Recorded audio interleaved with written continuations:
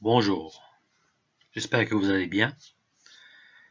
Moi ça va en général, sauf que je suis très fatigué, extrêmement fatigué, à cause des phénomènes du gang stalking, et dont je veux en parler aujourd'hui, sur ce documentaire, sur ce témoin documentaire, en disant que j'ai été témoin du gang stalking, mais contrairement à ce qu'on dit sur le gang stalking, parlant des extraterrestres, moi je suis quelqu'un de scientifique.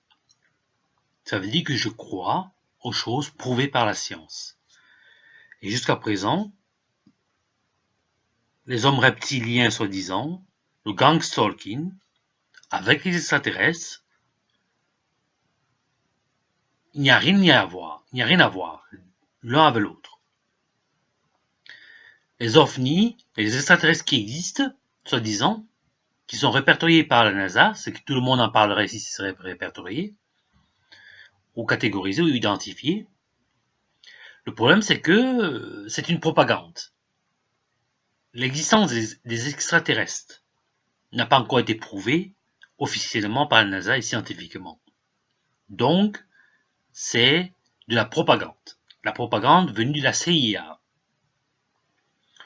Moi, je pense plutôt que le gang stalking, donc les technologies pour pouvoir éluder l'interférence avec la pensée des êtres humains, existent bien. Les êtres humains sont capables de fabriquer ce genre de technologie, que ça fonctionne approximativement ou pas du tout. Et je crois plutôt que le gang stalking est une mafia. C'est une organisation mafieuse, souterraine. Une organisation mafieuse clandestine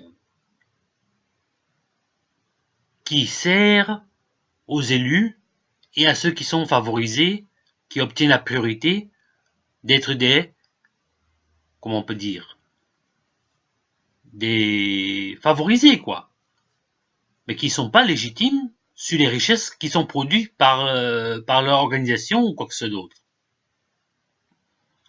Le gang stalking servait certainement à s'accaparer le plus possible de connaissances et d'intelligence pour pouvoir mieux mater les autres et profiter davantage. Nous avons le vol et le recel de l'information intellectuelle, nous avons le plagiat, nous avons le harcèlement, ainsi de suite. Nous avons plein de tactiques, le musellage, et plein de techniques qui sont appliquées par les pions du gang stalking, c'est le système. Alors, comment peut-on se battre contre le système? On ne peut pas se battre contre le système. Le problème, c'est que il faut que l'on fasse attention au fait que le gang stalking est issu de la corruption et de la mafia. Le gang stalking existe en Europe, en Occident aussi, et partout dans le monde entier.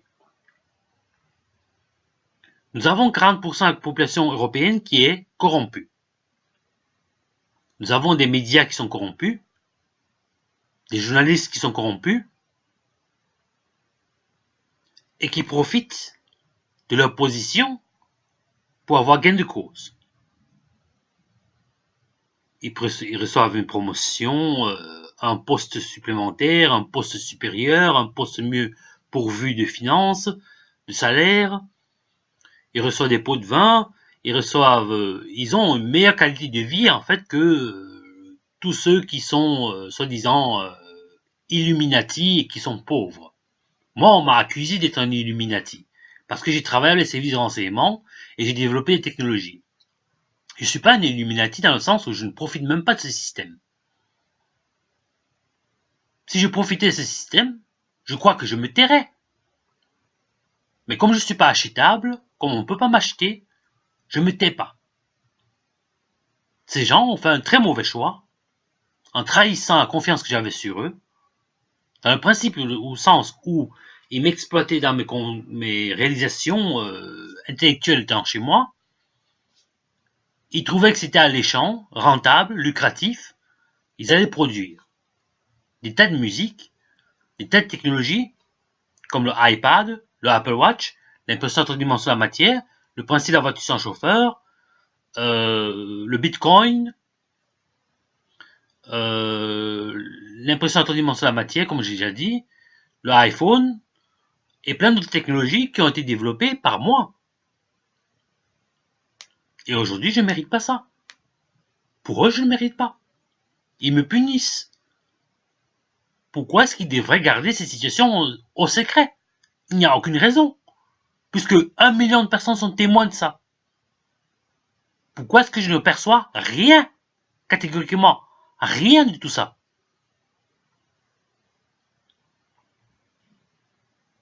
Donc c'est une mafia. Une organisation mafieuse. Le gang Solkin est un système qui permet à l'organisation mafieuse de s'organiser dans les souterrains de façon clandestine.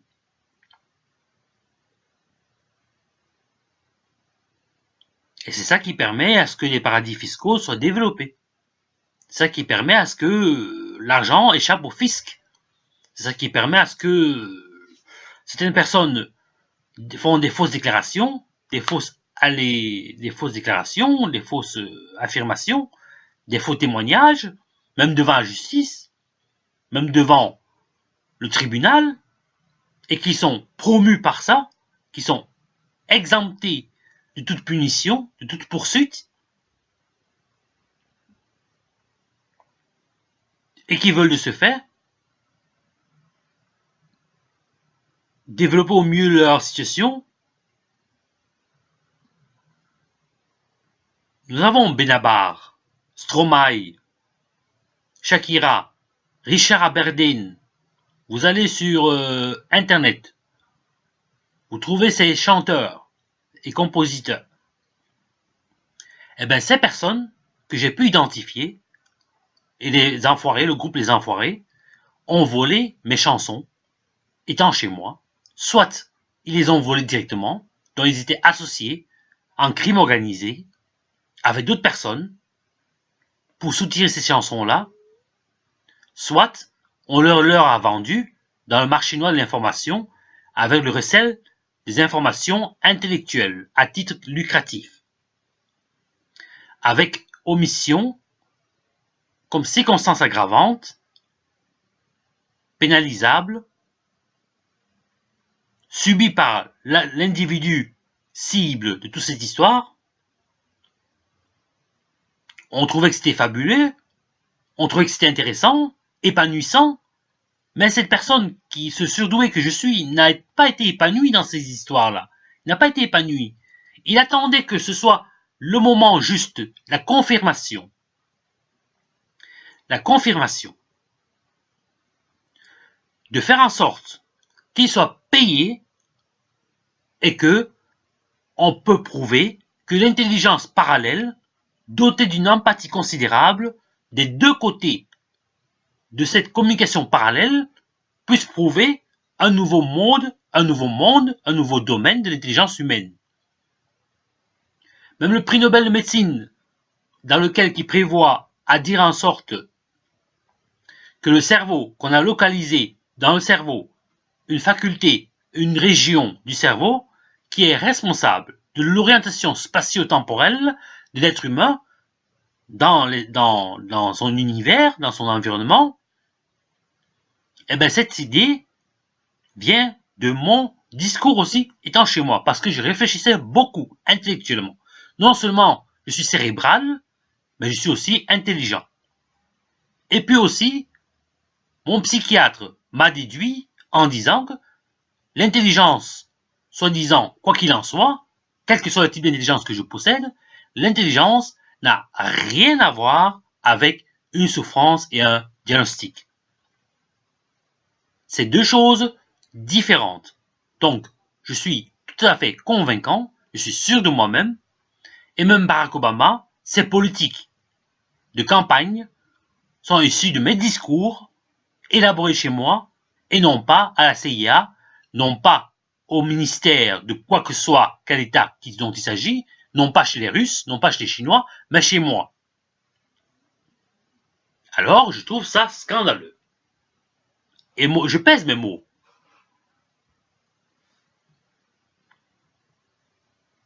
Pour autant que cela est difficile à croire, n'est-ce pas? Mais il faut faire des preuves. L'une des tactiques des preuves, on m'a dit par téléphone que les organisations qui sont présentes actuellement n'ont pas des ressources financières et des moyens technologiques et humains pour pouvoir enquêter sur ce genre de choses, parce que c'est très compliqué. En fait, ils évitent la réalité. La seule chose qu'il faut faire, c'est prendre le téléphone, communication téléphonique, analyser et enquêter et répertorier, catégoriser, classifier et identifier toutes les communications téléphoniques des personnes précitées comme Steve Jobs,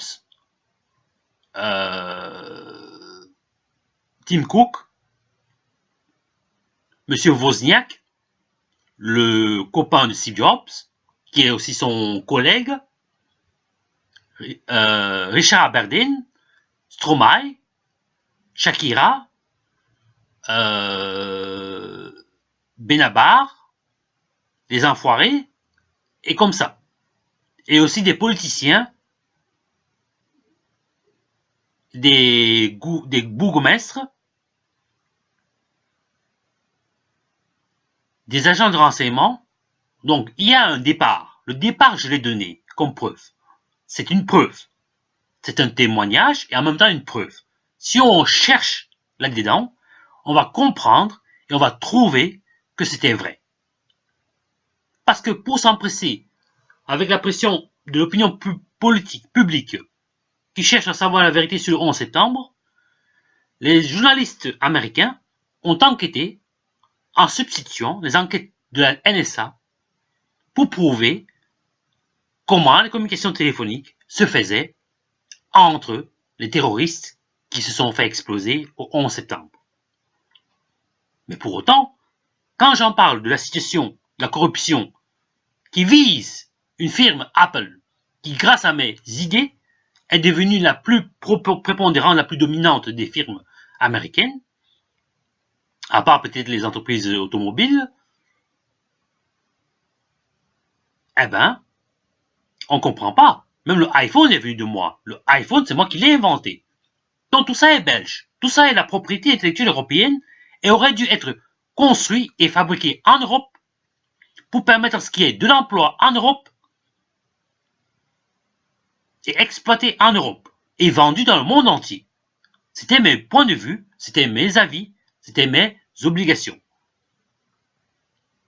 J'ai fait mon travail, j'ai défendu mon pays, j'ai défendu mon territoire, j'ai défendu les valeurs nationales, j'ai défendu la valeur ajoutée du peuple belge, je l'ai augmentée. Mais, comme on a des gens stupides, idiots, qui n'ont aucun savoir-faire, aucune expérience, même au niveau politique, ou qui sont corrompus par ailleurs, bien comme ils ont l'expérience, ils sont corrompus, même comme ils ont la tactique, ils sont corrompus. N'allez pas croire que le gang Solkin est issu d'un modèle qui n'existe pas, qui n'est pas vrai, qui n'est pas matérialisable possiblement. Il est matérialisable. Par rapport à l'époque nazie, le gang Solkin existait. Mais c'était parce que l'État nazi allemand, dont les Allemands qui étaient nazis, ont dû se soustraire et se faire passer des lois pour pouvoir appliquer leur organisation mafieuse. La domination sans contrôle. Or, quand on se sent non contrôlé, quand on est incontrôlable par le système juridique, on se voit être en mesure de faire des choses qu'il ne faut pas faire. Et on est au fur et à mesure tenté pour faire des choses qu'il ne faut pas faire. C'est pour ça que dans un domaine démocratique, nous avons la séparation des pouvoirs. Mais moi, je ne crois pas aux extraterrestres, dans le sens où ils ne sont pas confirmés par NASA scientifiquement et publiquement. Les OVNI, la CIA, tout ça, c'est la propagande. C'est de la propagande. Il faut éviter ça. Il faut être logique, pragmatique, réaliste, cohérent, objectif et constructif. Voilà.